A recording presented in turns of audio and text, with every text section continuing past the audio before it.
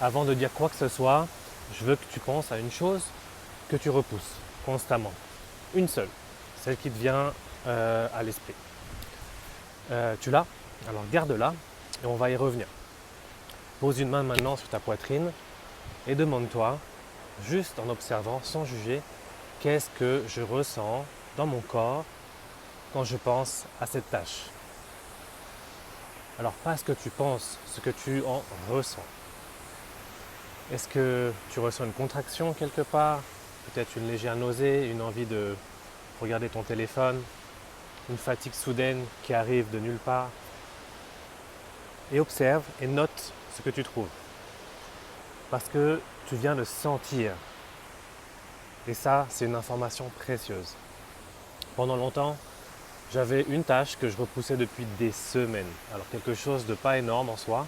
Objectivement, ça pouvait être un mail à écrire, une démarche administrative.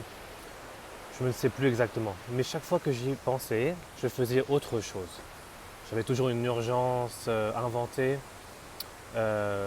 Voilà, je me resservais un café, je faisais n'importe quoi. Je regarde une vidéo par exemple sur internet. Et un jour, j'ai fait ce que je viens de te demander de faire en fait. J'ai posé ma main sur mon corps, j'ai pris contact et j'ai observé. Et j'ai senti clairement à ce moment-là une gêne au niveau de la gorge. Quelque chose qui ressemblait à de la peur. Donc au final, c'est pas de la paresse, c'était de la peur dans mon cas. C'est ce que je vois dans mon travail, je vois exactement la même chose. Par exemple, j'avais un client qui repoussait depuis des mois la création de son site internet. Sur le papier, il n'avait pas le temps et il avait très peu d'énergie. Et quand on a creusé, ce qui se cachait derrière, c'était plus et si je le fais et que ça ne marche pas? Et si les gens voient qui je suis vraiment et que ça ne suffit pas? Alors la procrastination avait, dans ce cas-là, une fonction. Elle le protégeait de quelque chose de bien plus inconfortable que la tâche elle-même. Et voilà ce que la recherche en neurosciences et l'approche somatique disent sur le même sujet. La procrastination, ce n'est pas un problème de motivation. C'est une réponse du système nerveux face à une menace perçue.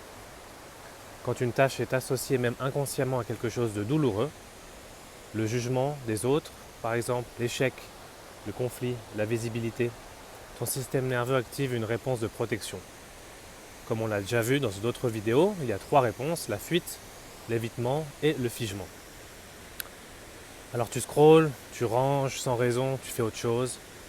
Pas parce que tu es faible, non. Parce que ton corps essaie de te garder en sécurité. Et le problème, c'est que cette stratégie coûte cher. Parce que non seulement la tâche reste là, et l'énergie que tu dépenses à l'éviter, elle est souvent bien plus grande que l'énergie qu'il faudrait investir pour faire la tâche.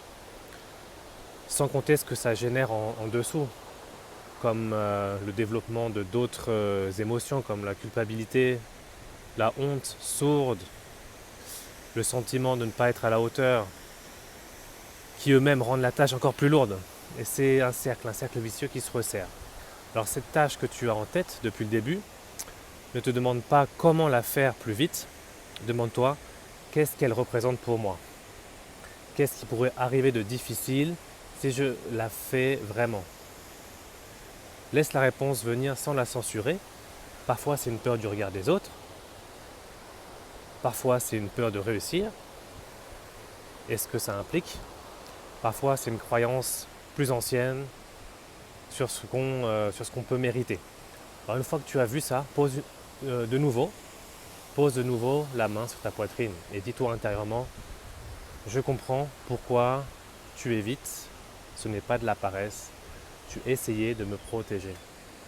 Puis demande-toi juste la toute première étape, pas la tâche tout entière, pas le projet entier, mais la plus petite action possible, celle qui dure moins de 2 minutes. Ton système nerveux a besoin de preuves que c'est safe. Tu lui en donnes une, petite, concrète, et tu observes ce qui se passe dans ton corps après. Alors cette tâche que tu repousses, elle n'attend pas que tu sois motivé, elle attend que tu sois en sécurité.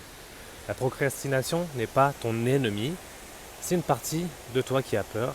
Et une partie qui a peur, elle a besoin d'être entendue, pas forcée, pas jugée, entendue.